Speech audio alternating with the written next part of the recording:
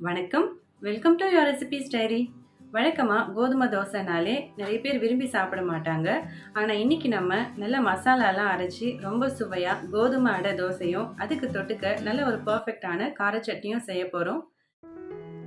முதல்ல ஸ்டவ்ல ஒரு கடாயை வச்சு சூடுபடுத்திடலாம். 2 டேபிள் ஸ்பூன் எண்ணெய் சேர்த்துக்கோங்க. எண்ணெய் நல்லா சூடானதும் 1/2 டீஸ்பூன் கடுகு, 1 டேபிள் ஸ்பூன் கடலைப்பருப்பு சேர்த்துடலாம். கடலைப்பருப்பை எண்ணெயிலே நல்லா வறுத்து விட்டுக்கலாம். கடலைப்பருப்பு லேசா கலர் மாற ஆரம்பிச்சதும் இதுல நாம ஒரு மீடியம் சைஸ் வெங்காயம் பொடியா கட் பண்ணிட்டு சேர்த்துடலாம்.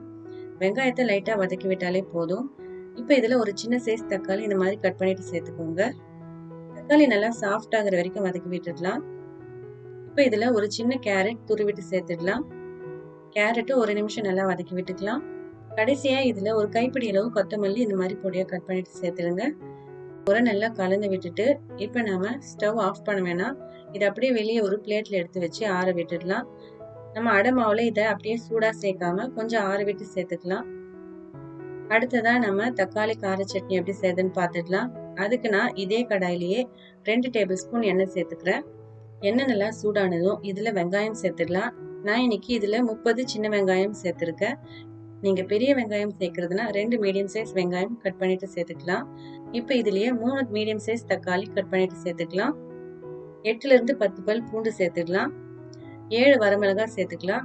நான் இப்போ சின்ன சின்ன வரமிளகாய் சேர்த்துருக்கேன். உங்களுடைய காரத்துக்கு தகுந்த மாதிரி நீங்க மிளகாய் சேர்த்துக்கலாம். இப்போ இதுல கொஞ்சம் சீக்கிரம் வேகத்துக்காக கொஞ்சமா உப்பு சேர்த்துக்கலாம். நம்ம இதை தனித்தனியா சேர்க்கணும்னு அவசியம் இல்லை. எல்லா பொருளையும் ஒன்னா சேர்த்து வதக்கி விட்டுடலாம். நம்ம சேர்த்த எல்லா பொருட்களுமே நல்லா சாஃப்ட் ஆகுற வரைக்கும் நல்லா எண்ணெயில வதக்கி விட்டுடலாம். பாருங்க, இந்த அளவுக்கு நல்லா சாஃப்டா வதங்கி வந்ததும் ஸ்டவ் ஆஃப் பண்ணிட்டு இதை அப்படியே ஆற விட்டுடலாம். அடுத்ததா அடை மாவு நல்ல வாசனையாகவும் டேஸ்டாகவும் இருக்கிறதுக்கு ஒரு மசாலா அரைச்சிக்கலாம். அதுக்கு நான் மிக்சி ஜார்ல 4-5 பல் பூண்டு, 2 துண்டு இஞ்சி, 2 சின்ன வரமிளகாய், 1/2 டீஸ்பூன் சீரகம் சேர்த்துக்கலாம். இப்போ இதை கொஞ்சம் கொரப்பா அரைச்சி எடுத்துட்டு வந்துக்கலாம். நீங்க தட்டுற கல்லுல வேணும்னாலும் தட்டி எடுத்துக்கலாம். பாருங்க, இந்த அளவுக்கு கொரப்பா இருந்தா போதும். இப்போ இந்த மசாலாவை தனியா எடுத்து வச்சிடலாம். அடுத்ததா ஒரு மிக்சிங் பவுல் எடுத்துக்கலாம். இப்போ இதுல நான் மெஷரிங் கப்ல 1 கப் கோதுமை மாவு சேர்த்துக்கிறேன். இப்போ இதுல 2 டேபிள் ஸ்பூன் ரவை சேர்த்துக்கலாம். நீங்க வறுத்த ரவை இல்ல வறுக்காத ரவை எது வேணும்னாலும் சேர்த்துக்கலாம். அடுத்ததா இதுல 2 டேபிள் ஸ்பூன் அரிசி மாவு சேர்த்துக்கலாம். அரிசி மாவு சேர்த்துக்கிட்டீங்கன்னா அடை மொதன்னு இல்லாம கொஞ்சம் கிறிஸ்பியா வரும். இப்போ இதுல உங்க டேஸ்ட்டுக்கு தகுந்த மாதிரி உப்பு சேர்த்துக்கோங்க. அடுத்ததா இதுல நாம ஏற்கனவே அரைச்சி வச்சு அந்த மசாலா சேர்த்துடலாம். இப்போ இதுல நம்ம வதக்கி வச்ச வெங்காயம், தக்காளி, கேரட் துருவல் சேர்த்துடலாம். இப்போ இதுல தேவையான அளவு தண்ணி சேர்த்து கட்டிகள் இல்லாம நல்லா கரைச்சி விட்டுடலாம். நீங்க விஸ்க் பயன்படுத்தியும் கரைச்சி விடலாம், இல்லைன்னா கையிலேயே கூட கரைச்சி விட்டுக்கலாம். இந்த கன்சிஸ்டன்சியை பார்த்துக்கோங்க. அடை மாவுக்கு ரொம்ப திக்கா இருக்கணும்னு அவசியம் இல்லை. ரொம்ப திக்கா இருந்தா ரொம்ப கனமா வந்துடும். கொஞ்சம் இந்த மாதிரி தளர்வா இருக்கிற மாதிரி பார்த்துக்கோங்க. இப்போ இந்த மாவை ஒரு 10 நிமிஷம் அப்படியே ஊற விட்டுடலாம். அடுத்ததா நம்ம கார சட்னி அரைச்சி தாளிச்சிடலாம். நம்ம ஏற்கனவே வதக்கி ஆற வச்ச தக்காளி வெங்காயத்தை ஒரு மிக்சி ஜார்ல சேர்த்துக்கலாம். உங்க டேஸ்ட்டுக்கு தகுந்த மாதிரி கொஞ்சமா கல் உப்பு சேர்த்து இது நல்ல கொரப்பான ஒரு பேஸ்டா அரைச்சி எடுத்துட்டு வந்துக்கலாம். அடை தோசைக்கு சட்னி கொஞ்சம் கெட்டியாகவும் கொரப்பா இருந்தா சாப்பிட நல்லா இருக்கும். பாருங்க, நான் இந்த மாதிரி கொரப்பா அரைச்சி எடுத்துட்டு வந்திருக்கேன். இதுல நம்ம அதிகமா தண்ணி சேர்க்க வேணாம். தேவையான அளவு கொஞ்சமா தண்ணி சேர்த்து நல்லா இதை கலந்து விட்டுக்கலாம். இப்போ இதுல தாளிப்பு சேர்த்துடலாம். நான் 1 டேபிள் ஸ்பூன் எண்ணெயில 1/2 டீஸ்பூன் கடுகு, 2 பிஞ்ச் பெருங்காயம், 1 கொத்து கருவேப்பிலை சேர்த்து தாளிச்சிருக்கேன். இப்போ இந்த தாளிப்பு சட்னியோட சேர்த்து நல்லா கலந்து விட்டுக்கலாம். அவ்வளோதாங்க, ரொம்ப சுவையான கார சட்னி தயாராகிடுச்சு. இந்த அடை தோசைக்கு இது ரொம்ப பர்ஃபெக்டா இருக்கும், ரொம்ப சுவையா இருக்கும். ட்ரை பண்ணி பாருங்க.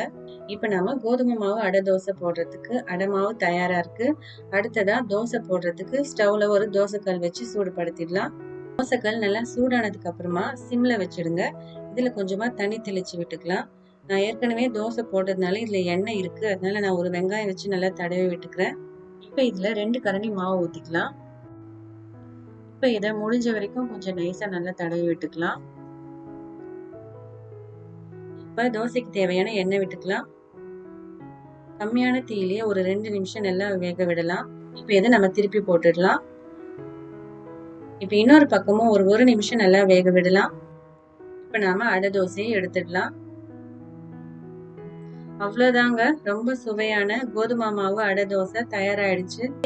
நீங்க இதே மாதிரி இந்த கோதுமை மாவு அடை தோசையும் கார சட்னியும் செய்து கொடுத்தீங்கன்னா கண்டிப்பா இதை விரும்பி சாப்பிடுவாங்க. திரும்ப திரும்ப இதே மாதிரி செய்து கொடுக்க சொல்லி கேட்பாங்க. ஓகே ஃப்ரெண்ட்ஸ், இந்த வீடியோ உங்களுக்கு பிடிச்சிருந்தா லைக் பண்ணுங்க. இந்த ரெசிபி பத்தின உங்களோட கருத்துக்களை தவறாம கமெண்ட்ல என்கிட்ட ஷேர் பண்ணுங்க. இதே மாதிரி நிறைய பிரேக்ஃபாஸ்ட் அண்ட் டின்னர் ரெசிபிஸ் நம்ம சேனல்ல ஏற்கனவே நான் அப்லோட் பண்ணியிருக்கேன். அந்த வீடியோஸோட லிங்க் நான் டிஸ்கிரிப்ஷன்ல கொடுக்குறேன். வேணும்னா நீங்க செக் பண்ணி பாருங்க. தேங்க்யூ. Bye bye.